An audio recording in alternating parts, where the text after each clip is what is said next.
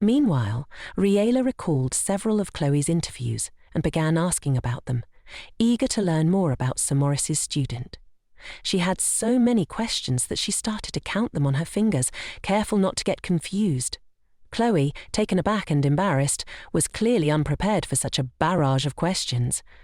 She felt overwhelmed by the pressure and didn't know how to respond. The only thing she could think of to keep the mistress at bay was to offer her own autograph. Riella beamed with happiness upon seeing the mural of Chloe, and Lucien, surprised by how much the girl embarrassed her student, asked what Riella thought of Chloe. He was curious about her opinion on a woman who had been working as a florist for many years. Riella couldn't give a definite answer, as she didn't yet know what to make of Chloe. However, she was sure of one thing: Chloe must have had a reason for her sudden shift in mood. But before delving deeper into her thoughts, Riella decided to study everything closely. She quickly made her way to Sir Maurice, who was delighted to see her and equally pleased with all that was happening around them. He asked what her first impression was, and Riella replied that she liked everything very much. The old florist then offered to give her a tour of the palace garden. As they walked, Riella took in the views, determined to remember as much as possible. She couldn't help but marvel at the vast scale of the garden, which covered expansive areas with beautifully arranged vegetation. Sir Maurice explained that the garden was well maintained, especially since Chloe had been unable to remove the workers. However, there were still some problems, and the florist decided to address them indoors. Inside, Riella noticed a cosy space, decorated with plants, but strangely empty. Sir Maurice explained that this place didn't have a special name, and it was particularly difficult to care for the local plants. He had attempted to decorate the area with beautiful roses, but Chloe had lured away the workers. Riella was puzzled by the fact that Chloe had abandoned her teacher at such a crucial moment. But Sir Maurice reassured her that he would care for the garden himself, as it was indeed difficult to maintain. He also told Riella that she wouldn't need to worry about looking after the garden, but could focus on flower arrangements inside the palace. When Riella asked how many decorations were needed, Sir Maurice mentioned that it was more than 30 a day, which shocked her. Previously, she had only made up to 50 decorations with the help of her friends. The responsibility was far greater than she had anticipated, and she wasn't ready for it. She tried to back out, but Sir Maurice cleverly caught her and began negotiating. Lucien, standing behind them, tried to intervene, urging them not to quarrel. But neither Riella nor Sir Maurice paid him any attention as they continued their lively discussion.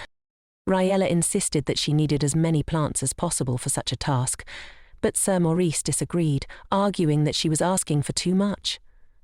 They continued to argue until Lucien decided it was best not to interfere and remain out of their dialogue. Eventually, Riella gave in and slightly reduced the price of her services, as she still wanted to work as a florist. With a heavy sigh, Sir Maurice agreed to her terms. Riella had expected her first day of work to be easy, but she quickly realized that she was now in the palace, and from the very start, Sir Maurice had made her very busy. Even the assistants began to sympathize with Riella, seeing how much work she had ahead of her. She didn't need any help from Sir Maurice, so she sent him away and stood before a vast array of flowers, realizing that if she didn't work tirelessly, she would end up staying overnight. Riella began by trimming flowers, a task she was well versed in. She delighted in the rare and artificially grown varieties before her. Suddenly, she was startled by unfamiliar male voices. One of the workers, a man named Martin from the administration, introduced himself but did not apologize for frightening her. Ignoring his lack of courtesy, Riella politely introduced herself and told him she was there to help. Martin, with a smug tone, explained that royal florists were different from street florists and that he would fully instruct her on the palace's rules. Unfamiliar with the palace's protocols, Riella didn't object, simply accepting the situation as it was. Meanwhile, Martin assigned Riella the task of selecting the best buds that were in good condition. The lady didn't appreciate his manner of communication, and she wanted him to leave quickly. She simply nodded in response. Martin then informed her that she wasn't allowed to use spikers, and manual processing made Riella's work even more difficult. Despite this, she remained silent. He added that they still needed to sort the flowers, but the lady would have to stay and work. As the trio moved away from Riella, Martin burst into an evil laugh, clearly enjoying the situation. One of the three friends asked if it was normal to burden the new girl with all their work, but he was quickly told that it was the right thing to do. Martin angrily declared that if Riella couldn't handle it, she should return to her mansion and cry over her inheritance. He believed floristry wasn't a hobby for the rich, and was angry that Riella had come to the royal garden. Martin was convinced that the lady didn't know how to work, and had gotten into the palace through bribery. The next morning, Riella woke up feeling tired, but wasn't at all regretful for having disobeyed Martin's orders and taken the sheepot. It was enough not to damage the flowers. How it was done didn't matter as much. Her morning routine began as usual, with Nia brushing her hair. Riella shared what had happened yesterday, and Nia, growing serious, suggested killing that scoundrel. Riella almost choked from surprise. Although she secretly appreciated Nia's proposal, she had no intention of acting on it. Changing the topic, Riella thanked the assistant for the pleasant massage which had helped her a lot. As for the small troubles at work, Riella had some ideas for solving them on her own. Nia then asked her to let her know if it became too difficult for the mistress to handle the scoundrels on her own. Riella promised to do so. Once Nia left the room, Riella immediately felt the fatigue she had been hiding from her assistant. Just then, H appeared in the corridor and remarked that Riella looked very tired. She tried to carry on a conversation with the Archduke, but it felt like they hadn't spoken in a long time. Suddenly, H abruptly announced that the girl walking with Lucien was distracting him from his duties. Riella was so surprised by the Archduke's sudden scolding that she missed most of his words. Deciding to tease him, she responded that if he was so concerned, he could open the second door of the room. When he became stubborn, she told him that she would walk with Lucien until H opened the door. In the end, Riella left, and the Archduke was left alone to ponder why his words had been misunderstood. Watching the interaction between the representative and the mistress, the Archduke realized that if things continued like this, he would only get angrier. At that moment, he wished he could switch places with Lucien so he could accompany the lady, and the representative would open the door. But as the representative and Riella left, nothing changed for Han, except for his growing sense of uselessness. For the first time in his life, he felt lost, as though he were in a fog. Then, Madame Melda burst into the room, frantically searching for Madame Riella, who had already left. After catching the woman's attention, Han asked what was wrong. Melda explained that Riella had mistakenly taken the wrong basket.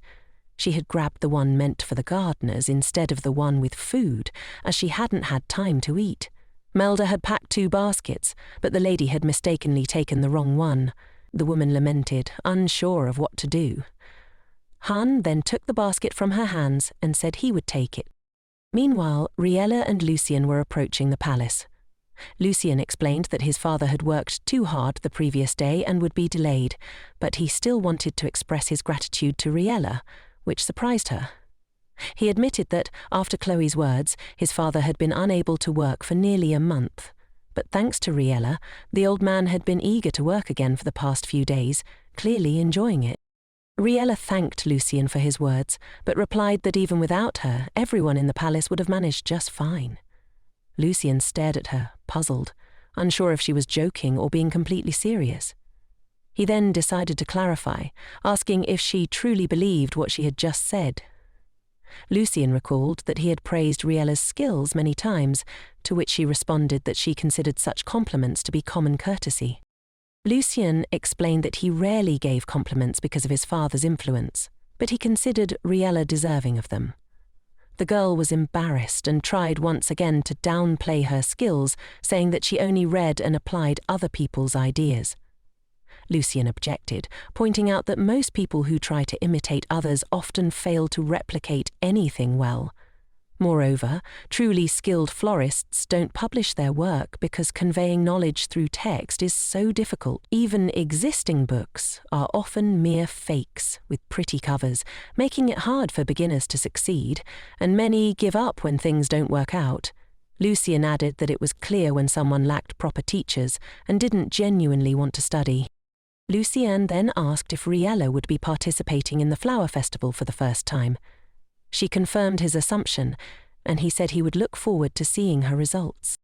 It turned out that Riella was the first to arrive at the garden. She looked around in surprise, but quickly found something to do, deciding to read since she had finished with the flowers the previous day. On the shelves were the very books Riella had wanted to read for a long time, but couldn't find anywhere. After choosing a comfortable spot, Riella carefully studied the contents of one of the books, eager to learn as much as possible. After some time, Martin entered the garden, looking like he hadn't slept at all. He approached Riella, thinking about how he might take credit for her work if she had done it well. Martin was in a good mood, even considering tearing all of Riella's flowers apart if she had failed. Just then, an unfamiliar servant, Jerome, came running into the garden, out of breath. Jerome introduced himself and said he had a letter for Riella but didn't know where to find her. Martin immediately offered to take the letter, claiming to be Riella's colleague and assuring Jerome that he would deliver it to her himself. Jerome, exhausted from running, was very grateful and only asked for Martin's name. Martin introduced himself as Pablo and lied, saying he would certainly give the envelope to Riella so Jerome could relax. Once Jerome was out of sight, Martin deliberately walked slowly, ensuring there was no further suspicion. As soon as Jerome was out of view, Martin quickly turned a corner and opened the letter. The letter politely stated that Sir Maurice would not be coming to work today and asked Riella to help with his affairs, according to the instructions. Initially, Martin thought about returning the letter to Riella, but as he read through it, he discovered a detailed description of flowers that could be incredibly useful to him. These instructions were much clearer and more precise than anything Martin had encountered before, so he decided not to return the letter to Riella. Instead, he took the page for himself, hoping it would be useful in the future. Having torn up the rest of the letter, Martin happily made his way to the greenhouse. His spirits lifted. When he arrived, he was surprised to see that Riella was already working, even though he had given her too much work the previous day. He pretended not to be surprised and went for an important walk around the greenhouse. He then noticed that Riella was trying to put together a flower arrangement herself. Arrogantly, he thought that she wouldn't succeed. Martin couldn't imagine what a novice like Riella could know about flower composition. He believed that if she created something, she wouldn't recognize what was wrong with it, and flowers might even end up in the rooms of the king and queen. He envisioned the defeat Riella would face when she was kicked out of the royal garden, and he eagerly anticipated the spectacle. However, he had other tasks with flowers to attend to, so he left the greenhouse. Martin took the bucket of roses that Chloe had asked him to care for and decided to redo Riella's work just in case. While walking down the corridor, he lost himself in thought and accidentally bumped into Lady Bennet. She immediately noticed the roses and took a few from the bucket to evaluate the work done. Martin, terrified, thought about blaming Riella for the work since she was the one who had done it. Lady Bennet quickly examined the flowers and, to Martin's surprise, said the work was simply perfect. There wasn't a trace of thorns and not a single stem was damaged. She explained that she wanted to send him to another department but couldn't let go of such a valuable employee after such good work. From that day on, she would be managing 2 departments at once, and she needed more than 60 bouquets. She invited Martin to make 2 bouquets personally, and if she liked them, she would put in a good word for him. Martin was overjoyed and immediately agreed to Lady Bennet's proposal. She was pleased with his energetic response and moved on with a calm soul. Martin promised to do everything in the best possible way, and she had nothing to worry about. Martin now had the piece of paper from Riella's letter, which he had kept for himself. He was pleased with the coincidence that Chloe had given him an individual assignment, and now he could use the information from the sheets to create suitable bouquets. As he walked down the corridor, he thought about Riella. He was surprised that she had managed to handle the flowers so well. Standing in front of a mirror, he thought about how he might try to win her over. She was quite attractive, and now, with her vast wealth, it would be to Martin's advantage. He began to think about how many servants she must have, and how lucky he was.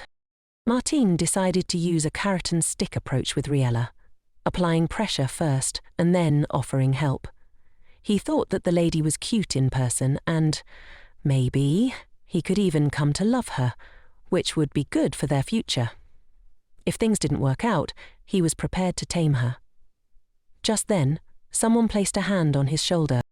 Startled, Martin turned around and saw a stranger asking about Lady Riella. When Martin saw this impudent stranger, he was surprised to realize that the man was looking down at him, his expression a mix of arrogance and coldness. Martin was too frightened to respond immediately. Meanwhile, Riella sat in the greenhouse, worried because Sir Maurice had not arrived. She had not received the letter and didn't know he wouldn't be there. However, being a smart girl, she quickly deduced that the old man had overworked himself, and that was why he wasn't there today. Suddenly, Riella remembered it was lunchtime, and her stomach growled. She was already looking forward to the delicacies that Melda had prepared when she opened the basket, only to freeze in surprise. Instead of the delicious food she had expected, the basket contained raw ingredients. Things she couldn't eat even if she wanted to. After reading the note attached to the basket, Riella realized that the food was actually meant for the dogs, not for her. It turned out the servants had mixed up the baskets and given her the food prepared for the puppies in the forest. Wondering what she should do, Riella quickly realized she wouldn't have time to eat in the royal dining room. With a sigh, she decided to go without food, though it was difficult. Just then, out of nowhere, Han appeared, joyfully exclaiming that he had finally found her. Riella was surprised to see him, but equally happy to see him. The hungry girl immediately smelled the delicious food that Melda had prepared, and Han carefully brought the basket to her. She almost immediately started eating, but then, remembering her manners, she looked up and thanked Han for his help. She officially told him that if he was here on business, he could move on. But Han quickly said he had no other business, only wanted to bring her lunch. Riella gratefully thanked him, realizing how much he cared about her. She invited him to have lunch with her, as there was plenty of food. Han agreed, and while they were eating, he asked where Sir Maurice was, as he hadn't been seen that day. Riella explained that she had heard from Lucien that Sir Maurice wasn't well, so he wouldn't be coming in today. Han then clarified if that meant Riella would be working alone. She confirmed, and Han was surprised that Riella wanted to do everything on her own, pointing out that she could ask for help from others. But Riella explained that if she brought someone else in, it could harm Sir Maurice's reputation and cause problems. Pretending she was perfectly fine, she smiled brightly and said it was time for her to get back to work. However, Han was very dissatisfied with the condition she was in and the situation she was working in. Getting to his feet, he proudly announced he would help Riella sort the flowers that day. That evening, as the setting sun illuminated the palace, the Queen prepared to relax in her chambers. She requested the sweetest tea possible, as she was tired after a long day of work. Sitting down on the soft sofa near the fireplace, the Queen noticed something new in the room. A bouquet of flowers recently brought to the royal chambers at her request. The Queen immediately asked who had brought them, as they were different from the ones she was used to. The chief maid surprised Letitia by saying that Archduke Han himself had brought them, but hadn't conveyed anything else.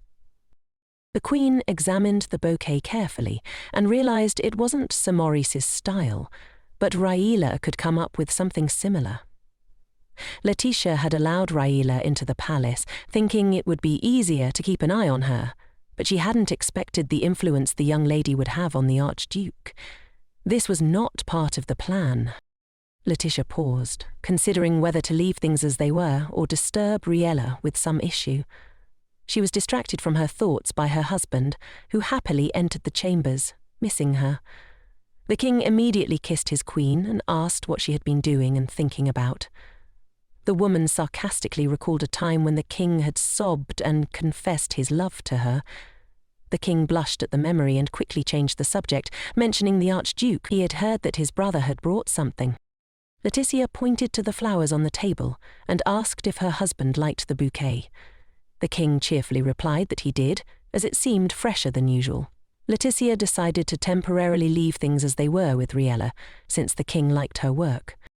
The next day, when Sir Maurice went to work, the old man began apologizing profusely to his lady. He was sure that she had received his letter and that everything was fine with his work, but Riella had done everything herself. Sir Maurice explained that his muscles had been weak the day before, but today he was rested and ready to work. Riella reassured him that no one from the palace had contacted her or had issues with yesterday's bouquet. Sir Maurice was happy to hear this and surprised that the first bouquet he had created had been accepted at the palace. He mentioned that his assistant had delivered the letter to S. Pablo, but there was no one by that name in the palace. Riella realized that someone must have intercepted the letter early in the morning and never delivered it to her. Later, Riella was in a good mood, as working with Sir Maurice was much more pleasant and efficient. Unbeknownst to her, Martin had been secretly watching her from around the corner. After a while, he decided to approach her and talk. He sarcastically noted that although Riella had managed yesterday, she shouldn't make mistakes, since he wouldn't be able to help her with them. Riella tried to keep her responses short, not wanting to engage with him, but didn't ignore him completely. Martin, remembering the previous day, asked who the black-headed man had been looking for. Riella was surprised that Martin didn't recognize the Archduke. Martin casually called the stranger shameless, which made Riella laugh, imagining Han's reaction. Since Martin still didn't know who the Archduke was, Riella told him that the man who came to the mansion was the Archduke himself. Martin grumbled that people should treat others better and not be so arrogant, adding that Riella shouldn't go to the garden too often. Riella agreed with all of Martin's comments, genuinely amused, and he liked how meek she was. After their exchange, Martin went to collect the flowers he was going to bring to Riella for her to process in the afternoon. Later, in Lady Bennet's personal office, Chloe scolded Martin for his inconsistent work. She couldn't believe that he had managed to create one very beautiful bouquet and then almost ruined another. Chloe noted that Martin often forgot the basics of the textbook, but then managed to do things perfectly. Comparing two bouquets, one white and light pink and the other a failure, Chloe asked if something had happened to him that was affecting his work. Since Martin didn't respond, Chloe exhaled and switched from anger to mercy. She warned him that if his performance continued to fluctuate, she might fire him. Later, walking down the corridor in despair, Martin realized he could have studied more, but he didn't have the time. He had once believed that being introduced as the royal florist would make everyone respect him, but now he realized he needed to spend time reading books. Then he noticed a notebook on the table that someone had left behind. Approaching it, he saw it was titled Flower Arrangements. Meanwhile, Riella was happily returning from lunch, as today she had time to visit the royal dining room. She knew nothing could compare to Melda's cooking, but she decided to experiment. After eating, she returned to the library where she had previously studied. As she walked, she overheard the royal florist's assistants discussing Martin and Chloe. The assistants casually mentioned the flower arrangements Martin had made, and Riella turned around, because the descriptions of these bouquets sounded familiar. Once she arrived at the library, Riella noticed that her notebook with notes was missing. She was sure she had left it there, but now she realized that Martin had received the letter in her place and was likely using Sir Maurice's knowledge. Worse, today he had stolen her notebook and created a composition based on her ideas, which was also theft. Although Riella wasn't surprised, given Martin's character, she knew she had to find a way to catch him. She froze, trying to think of where he could have hidden the notebook. She couldn't find it, and most likely Martin would boast about finding it and refuse to give it back. This meant that he had a more complex plan in mind. Riella began to analyze the situation. It seemed Martin wanted to gain Chloe Bennet's trust, and for that he needed the ideas in the notebook. He would definitely not return it, and if anyone found out about the theft, he would most likely destroy it. Despite this, Riella couldn't help but feel pleased that her flowers had received approval from Chloe, even if it was through Martin. Now, Riella had to figure out what to do. She knew that no one in the palace approved of stealing others' ideas, so she began thinking of a plan to catch Martin without him noticing. At the same time, the king was dining with his brother in the palace, thoroughly enjoying the meal. The king muttered something incomprehensible under his breath, so Han decided to clarify what His Majesty meant. The king pointed to his brother and explained that he was referring to him. He was surprised that his brother hadn't invited him to dine together in such a long time. Han objected, saying that since they were relatives, it wasn't anything special. The conversation then took a more serious turn as the king asked about the progress with the door. Han paused for a moment, having gathered a lot of information, but still not knowing how to open the second door. Deliberately slowing down, he began breaking his food into pieces, trying to delay his answer. He finally said that there was no news. The stones he had didn't react to the door, and the door itself contained numerous spells, making it very durable. Han recalled how difficult it had been for him in the first room, so he wasn't rushing to act carelessly. As the brothers talked, the servants politely refreshed their tea and cleared the dirty dishes from the table. Meanwhile, Han began listing the stones found in the first room, when suddenly his brother mentioned the splitting agate. The Archduke was greatly surprised, and the king explained that he had guessed because it was the only stone that the Queen had been pursuing so strongly. The king added that when Letitia couldn't acquire the stone, no consolation seemed to calm her down. Han curiously asked what the king would do now, knowing that Riella had the splitting agate. The Archduke added that the stone appeared completely devoid of power and there was no way to restore it. Even with the lady's flowers, it was possible to awaken only dormant stones, not dead ones. After listening to this, the king suggested that they forget about the agate being in the Duchess's room. A dead stone would be of no use to his wife, so there was no point in reminding her of her loss again. However, the conversation took an unexpected turn when the brothers suddenly scolded Han for taking advantage of their family connections and asking the king for favours so easily. The Archduke decided to get down to business and said he wanted to borrow one of the Queen's stones. The king immediately frowned and asked if Han was referring to Elle. Han quickly replied in the negative, and the king sighed in relief, stating that since they were talking about a different stone, he would do everything in his power to help. To avoid saying anything out loud, Han handed his brother a piece of paper with the name of the stone he needed. After reading it, the king was very surprised. He couldn't imagine why Han would need this particular crystal, but since it was rarely used in the palace, Han had the right to take it from his wife temporarily. The Archduke didn't elaborate much on his goals, merely saying the crystal would help the royal family. A little later, Han could barely contain a sigh as he agreed to carry out Riella's plan. However, he was dissatisfied with the situation and sat with his arms crossed, thinking sadly about his battles. Despite Riella repeatedly telling him he wasn't obligated to help her, Han stubbornly declared that he agreed. Lucien sarcastically asked if Han wasn't too busy opening the door, but the Archduke replied that he had time to catch the thief. Han then took out the Stone of Transparency, which he had received from his brother to carry out the plan. This stone had been used successfully in various novels and plays for dramatic effects, and now Han intended to use it to follow Martin and confirm whether the assistant was really a thief. The whole plan, with minor amendments from Han, had been invented by Riella. She herself wanted to participate but couldn't because she wasn't a stonemancer. The plan was simple. Riella would deliberately show Martin that she was drawing a composition, then leave the notepad in a visible place and walk away as far as possible to make the assistant feel secure. After this, Han and Lucien, remaining unnoticed, would use the crystal to record the image of Martin stealing or copying the notes. Once they had evidence, they would confront the insolent assistant. Suddenly, Martin appeared in the garden, calling out for the mistress. However, he didn't see anyone around and called out again, until he noticed two figures that shouldn't have been in the garden. Han activated the stone, and the magic worked. The two of them immediately became invisible, though they could still see and hear everything around them. Meanwhile, Martin found Riella and began to speak to her familiarly, to which she responded meekly. Lucien, observing the conversation, was surprised at how easily Martin communicated with the mistress, but Han was seething with anger.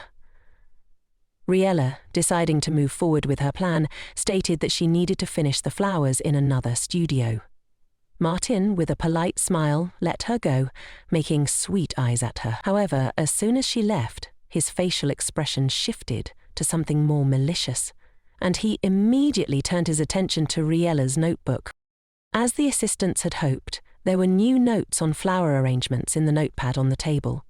Martin smiled maliciously, eager to tidy up the mistress's recent work. Han, still invisible, prepared himself. He knew the assistant was about to make his move, but he couldn't intervene until Martin had copied something. Han had promised Riella he would restrain himself, and despite his anger, he tried to control his impulses. It was difficult for Han not to act, especially when Martin brazenly called Riella a stupid girl and declared he would steal her knowledge without her noticing. He then added that he was starting to like the fact that Riella seemed beautiful but stupid. Hearing this angered Han so much that if it weren't for his promise to Riella, Martin would no longer be in the garden. Lucien, standing next to Han, immediately felt a wave of anger emanating from him. The representative hoped that the obnoxious assistant wouldn't notice anything. Han was on the verge of breaking the dome of transparency when Lucien stopped him and urged him to be patient just a little longer.